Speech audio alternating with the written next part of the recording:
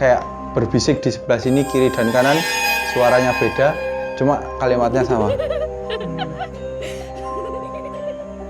Muga-muga selamat le, bilang gitu.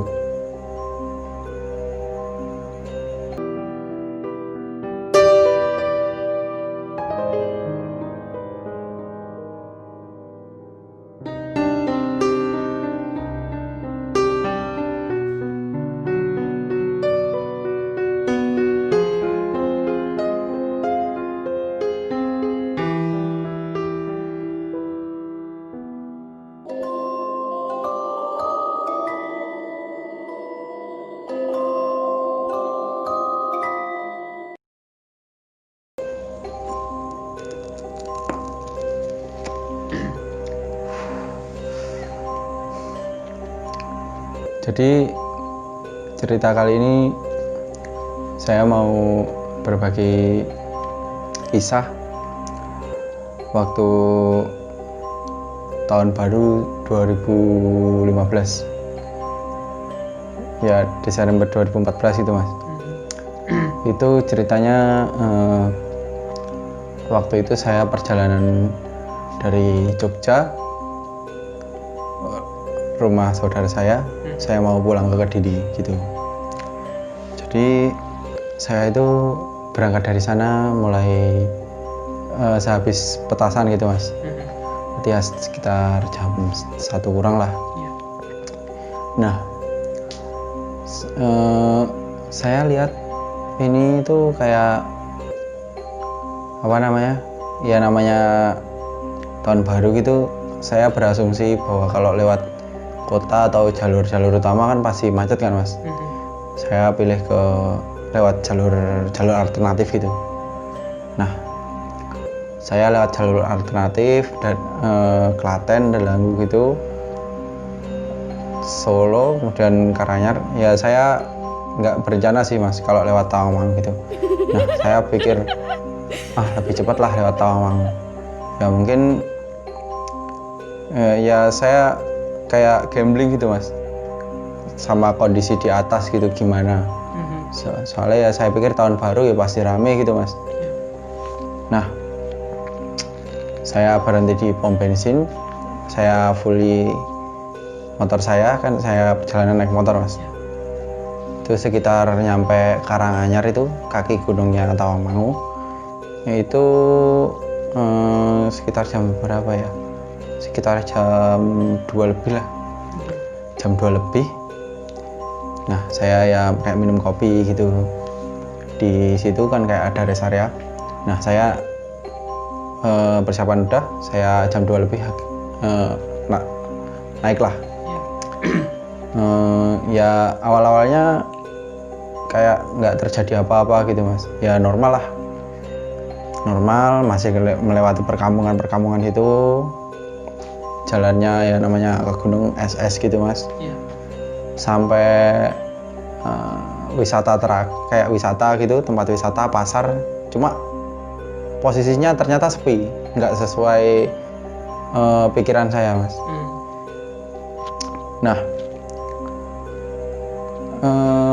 dari sini saya mulai agak berpikiran kayak gimana gitu mas. Soalnya nggak sesuai ekspektasi gitu loh mas. Ternyata sepi kalau malam gini. Ya memang daerah situ kayak jarang hotel gitu loh mas. Nah, saya semakin naik sampai di kebun stroberi itu. Ya namanya kebun stroberi itu kayak bau stroberi gitu mas. Kayak ada tower-tower di atas gitu. Mulai memasuki kawasan Cemoro Sewu. Nah, di sini itu perasaan udah mulai terasa gitu, kurang enak gitu. Seperti saya itu kan perjalanan sendiri mas. Mau balik gini jauh, ya udahlah, lanjut aja. Ya mungkin bismillah lah, semoga nggak ada apa-apa gitu. Nah, kok semakin atas semakin sepi gitu. Posisi kan kayak habis gerimis gitu loh mas.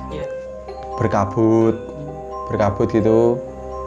ya namanya kayak berkabut di gunung malam-malam, udah lengkap posisinya, kayak kayak nantang gitu.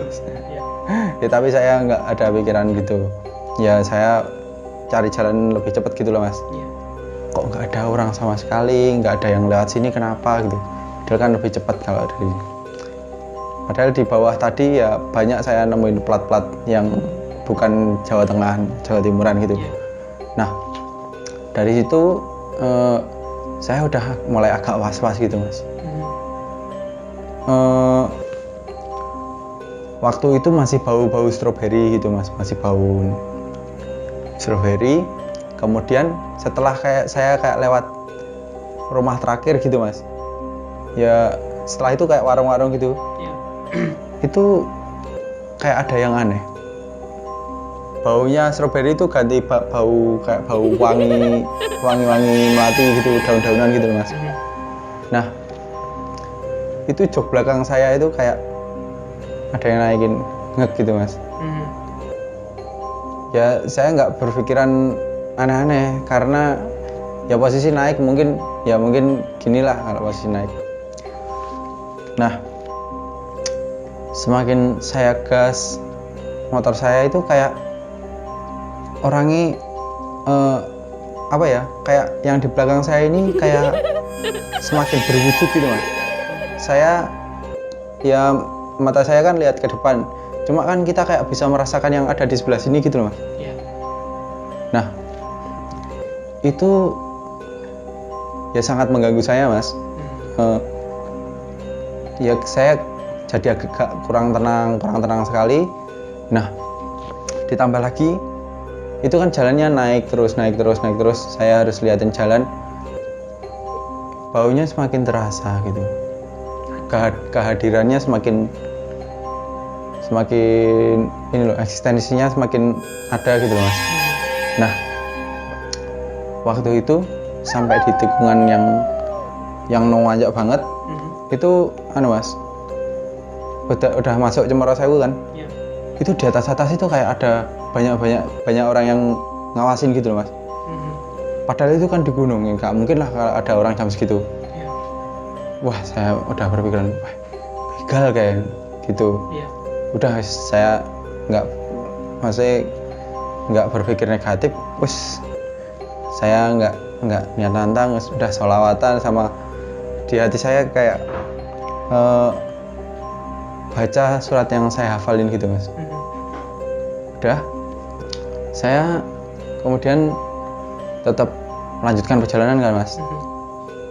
Nah di situ itu orang-orangnya kayak semakin banyak mas, semakin saya kayak dilihatin gitu. Waduh ini nggak wajar ini. Saya udah gemeteran, soalnya juga dingin, baunya kayak gitu. Saya udah mulai was-was banget. Ini nggak wajar gitu pikiran saya. Ya, saya perbanyak minta perlindungan gitu mas. Nah setelah seperti kayak tikungan gitu mas, lewati gunung, saya itu kan jalannya agak landai gitu mas. Saya itu bisa kelihatan dari jauh meskipun itu berkabut, pelang perbatasan Jawa Tengah sama Jawa Timur. Itu sebelumnya itu kan ya memang itu kejadiannya setelah longsor kayak gitu loh mas. Setelah ada berita longsor itu pohon pinusnya itu mas, ya tapi masih jauh, itu seperti kelihatannya seperti nutup jalan gini. Waduh ini lewat mana ini, saya bingung gitu. Ini kalau saya balik ini kejauhan, dan saya kayak gak berani balik gitu loh mas. Nah sementara saya itu bonceng seperti boncengannya saya itu kayak semakin berat gitu loh mas. Nah dari situ itu motor saya kayak berebut gitu mas, mati gitu. Padahal kan tadi sudah saya isi full. Apa mungkin ini posisinya kan agak naik gitu tangkinya ini. Udah saya berpikiran nggak berani berpikiran aneh-aneh karena saya cuman sendiri lewat gunung. Udah, saya tetap lanjutkan mas. Itu yang pinus yang nutup jalan itu tuh, itu seperti ada makhluk mas. Tapi bukan, ya cuma bayangan dari jauh. Nggak tahu itu asumsi saya atau maksudnya pikiran saya gitu mas. Soalnya di situ diganggu gitu mas. Itu 3 orang di akarnya gitu, yang 2 itu, yang 3 di kiri, yang 2 di pohon di daun-daunnya gitu kan, pinus. Batangnya panjang gitu mas, nutup jalan. Nah, aduh ini saya diem gitu. Loh, kok kayak hilang, kayak ada gitu. Saya dekatin, udah jarak sekitar 30 meter itu nggak ada mas ternyata mas. Dan pohon pinusnya itu ya seperti kayak imajinasi Fata Morgana gitu mas. Pohon pinusnya memang miring, cuma nggak sampai turun ke jalan. Kalau mobil masih bisa lah lewat gitu, dan nggak ada apa-apa. Kemudian kayak terdengar suara-suara gitu mas, suara orang ketawa tapi banyak gitu mas. Di kiri kan gunung Cemoro Sewunya. Nah, setelah saya masuk di ini apa namanya, setelah saya keluar Jawa Tengah masuk Jawa Timur itu kan ada jembatan mas. Nah, di jembatan ini kayak perasaan saya gitu mas, ini yang belakang tadi turun, kayak motor itu kayak ya ada orang turun itu ya kayak enteng jus gitu loh sekoknya mas. Nah, di jembatan itu udah hilang gitu loh, dan hawanya udah berganti dari dingin, padahal saya udah lengkap mas, pakai sarung tangan, pakai sepatu. Itu hawanya dinginnya itu dingin tawajem gitu mas. Nah, saya lewatin jembatan itu masuk Jawa Timur udah beda mas, udah kayak normal gitu, nggak terlalu dingin, ya dingin tapi nggak terlalu dingin. Kemudian saya masuk Jawa Timur, terus nah itu kan posisi agak nikung gini mas. Saya mau lihat spion itu ya agak nggak berani gitu. Akhirnya sih saya agak lirik dikit itu kayak mas, ya kan posisi udah di kanan sini kan mas. Ya saya agak lirik gini, itu kayak mereka itu kayak mengucapkan selamat tinggal gitu mas.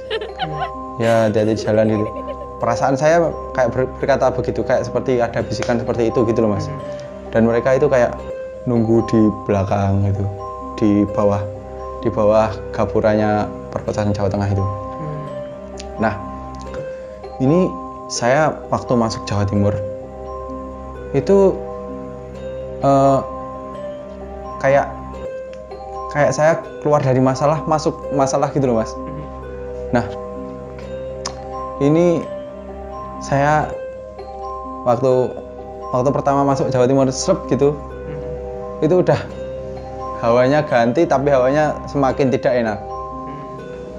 Itu kan posisi udah jalan lumayan landai mas, ya naik dikit gitu. Itu setelah jembatan kembar, kemudian ada selang berapa meter gitu, kemudian jembatan lagi, itu mulai tercium bau-bau mas, bau yang sangat busuk gitu mas. Saya buka kaca helm saya hirup, ini nggak ada apa-apa. Saya tutup lagi, bau lagi. Saya buka lagi, kan posisi gini mas, saya buka, saya tutup gitu. Duh, ini kenapa nih? Udah saya di hati udah semakin kacau mas. Kemudian pendengaran gitu mas, ya mungkin tekanan udara. Kemudian saya ya karena kebiasaan trek gunung, ya saya mungkin nelen ludah gitu mas, tapi nggak bekerja. Kemudian baunya semakin terasa. Nah, di sini tuh kayak ada sosok yang mengikuti gitu mas. Waktu saya buka ini, tapi posisinya di sini gitu, kayak terbang gitu. Udah saya itu mulai gak konsen nyetir, sudah saya kayak mau merem aja gini tapi takut nanti nabrak. Ya saya tetap ini mas, tetap jalan, kemudian kayak yang di sini itu semakin kayak mendekat sini. Nah saya tancap gas itu mas, tapi nggak bisa. Padahal RPM udah tinggi tuh. Tapi jalannya speedometer saya itu tetap segitu gitu loh mas. Motor saya sampai gereng gitu. Padahal jalan landai. Nah di sini tuh seperti telinga saya udah mendengar kayak bisikan-bisikan, kemudian orang ketawa-ketawa gitu mas.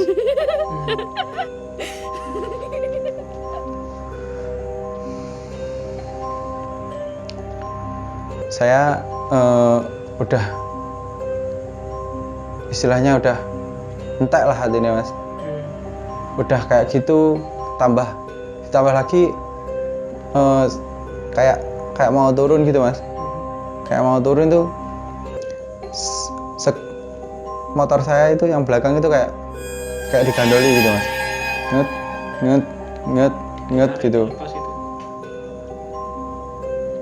Udah sampai situ saya berpikir ya saya kayak takut banget gitu loh mas. Berpikir ya selamatin saya ya Tuhan gitu.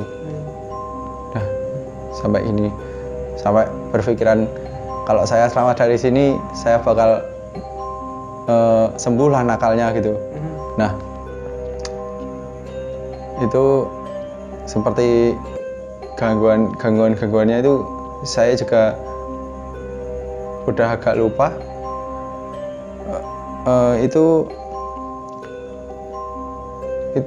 sepertinya kayak ada ini loh mas, yang ngikutin ini udah kayak set hilang gitu, dan baunya juga hilang.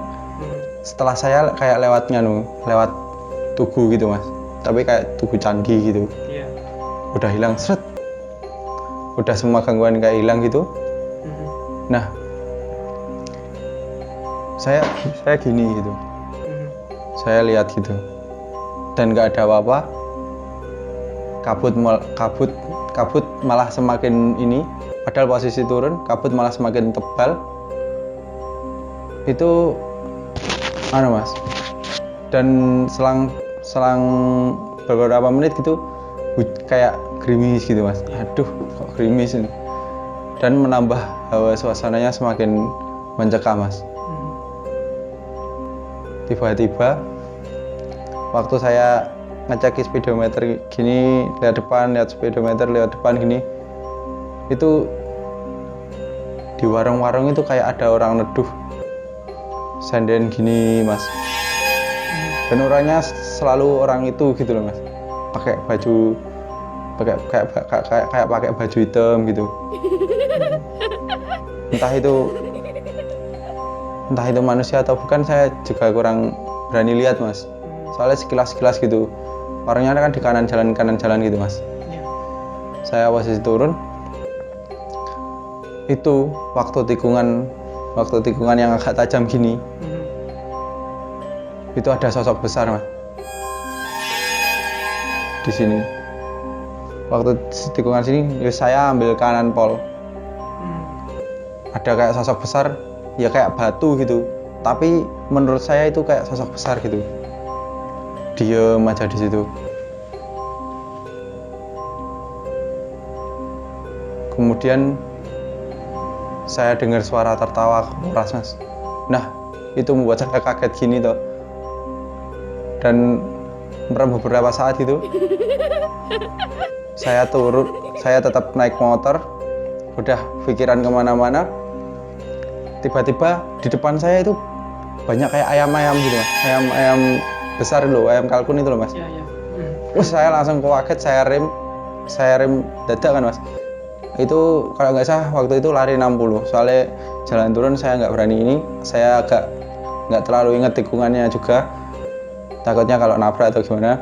Saya lari 60 kan, saya rem dadak, cit gitu. Ternyata itu cuma halusinasi saya, Mas. Nah, saya berhenti itu, orang-orang kayak ada orang-orang banyak di belakang kayak nonton sepak bola itu ketawa bareng, Mas. Wah, dari situ saya kayak hampir pingsan, Mas. Udah saya pucat, darah saya udah ya kayak terasa mau pingsan gitu, Mas. Aduh, ini untung motor saya nggak mati. Saya gas nggak bisa kok gak jalan, ternyata personel Mas banyak. Saya panik gini, udah saya personel 1 atau ancap gas itu.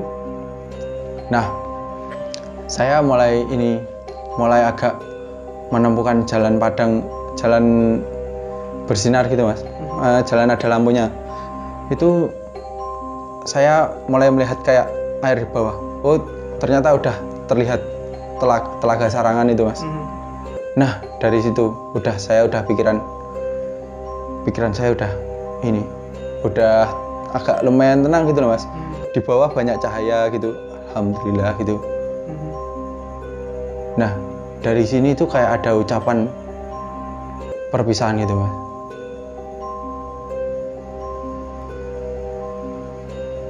Dia kayak berbisik di sebelah sini, kiri dan kanan, suaranya beda, cuma kalimatnya sama. Muga-muga selamat le, bilang gitu. Udah dari situ saya kayak mulai agak tenang, mulai ini saya itu mulai kelihatan Sarangan itu udah saya berkelok-kelok aja, itu sudah nggak ada gangguan apa-apa, Mas, sampai bawah. Kemudian saya nemu Indomaret di situ, ya kayak minimarket gitu. Saya berhenti di situ, kayak di rest areanya. Saya tidur di situ sampai subuh, Mas. Ya cuman 10 menit saya istirahat di situ, azan subuh. Saya kayak linglung gitu, Mas. Udah bingung,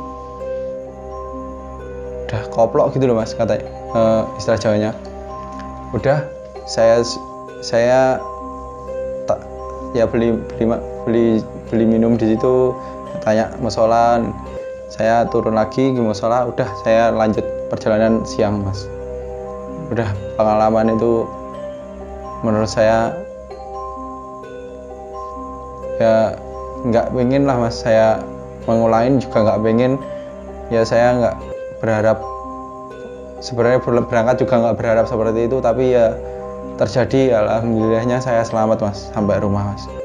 Ya seperti kayak nggak percaya gitu loh, Mas, bahwa kejadian seperti itu dan saya selamat dan nggak kayak kesurupan gitu juga nggak. Kemudian, Mas, saya udah janji kayak kalau selamat saya nggak nakal gitu. Gitu, Mas.